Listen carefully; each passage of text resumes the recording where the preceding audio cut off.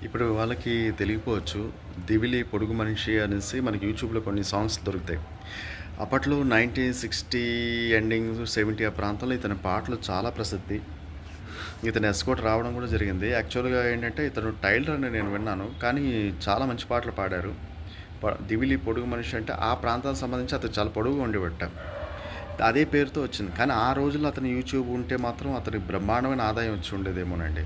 ఒక్కొక్కటి సాంగ్ నేను వింటున్నప్పుడు చాలా ఆశ్చర్యం వేస్తది. ఎంత బాగా పాడాడో, ఆ యాస, ఆ కాలానికి తగ్గట్టు యాస, తర్వాత ఏంటంటే ఆ కాలం తగ్గ మ్యూజికు అన్నీ మీకు యూట్యూబ్ ఛానల్స్‌లో దొరుకుతాయి. ఒకసారి చూడండి, చాలా బాగుంటుంది. 'దివిలి పొడుగు మనిషి' మీరు టైప్ చేయండి. 'దివిలి పొడుగు మనిషి' అని టైప్ చేయండి. అందులోని ఏంటంటే పెళ్ళికి సంబంధించిన ఒక పాట ఉంటుంది. అది చాలా గొప్ప చమత్కారంగా ఉంటుంది. ఒకసారి ట్రై చేసి చూడండి. మీకు చాలా బాగా నచ్చుతుంది. మీరు బాగా ఎంజాయ్ చేస్తారు కూడా.